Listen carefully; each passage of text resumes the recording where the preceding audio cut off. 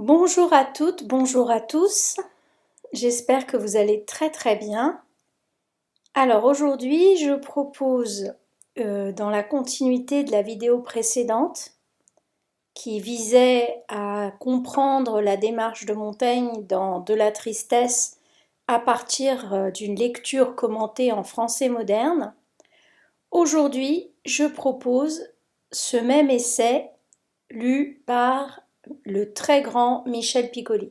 Alors, il ne lit pas la totalité de l'essai, mais c'est très très bien d'écouter Michel Piccoli pour s'habituer à la langue et pour éventuellement passer à une lecture en français, non pas moderne, mais non pas non plus du XVIe siècle, mais avec l'orthographe modernisée par exemple. C'est-à-dire que ce sont bien les phrases de Montaigne, bien le lexique de Montaigne, mais l'orthographe est modernisée. Voilà, donc je vous souhaite une très belle écoute. Chapitre 2 de la tristesse. Je suis des plus exempts de cette passion, et ne l'aime ni ne l'estime, quoique le monde ait entrepris, comme a pris fait, de l'honorer de faveurs particulières.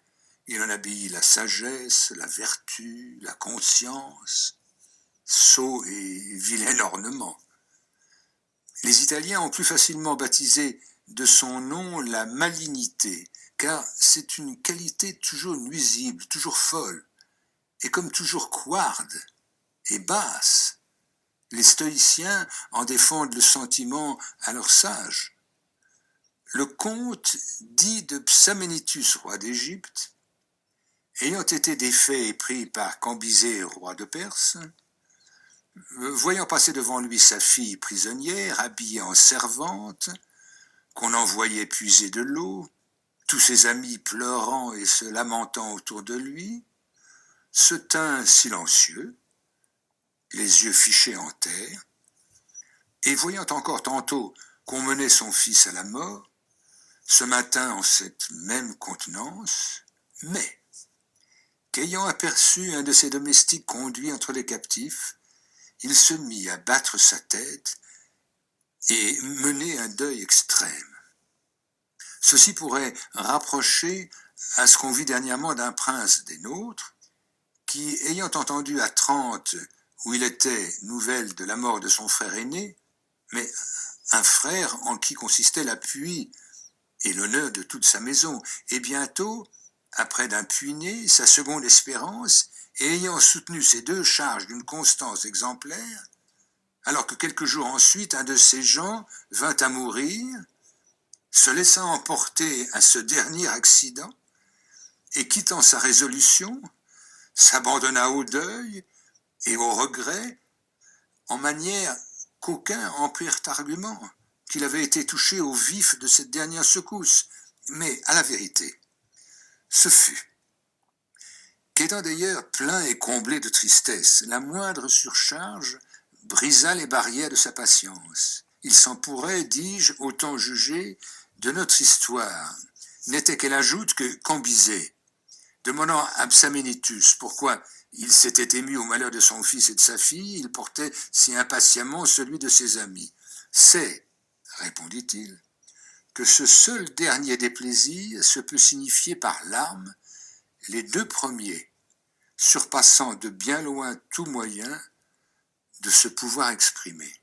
À l'aventure reviendrait également l'invention de cet ancien peintre, lequel, ayant à représenter au sacrifice d'Iphigénie le deuil des assistants, selon les degrés de l'intérêt que chacun apportait à la mort de cette belle fille innocente, ayant épuisé les derniers efforts de son art, quand ce fut le tour du père de la Vierge, il le peignit le visage couvert, comme si nulle contenance ne pouvait rapporter ce degré de deuil.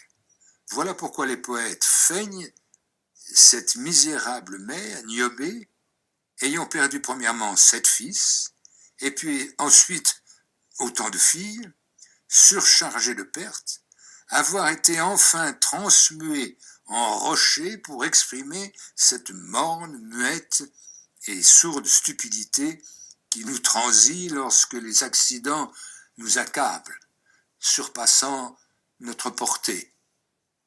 De vrai, l'effort d'un déplaisir, pour être extrême, doit étonner toute l'âme et lui empêcher la liberté de ses actions.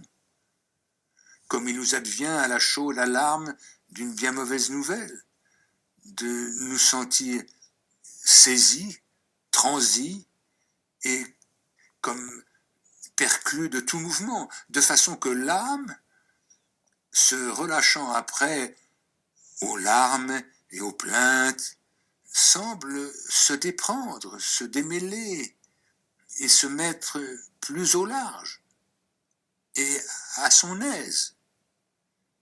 Et la douleur laissa enfin passer sa voix.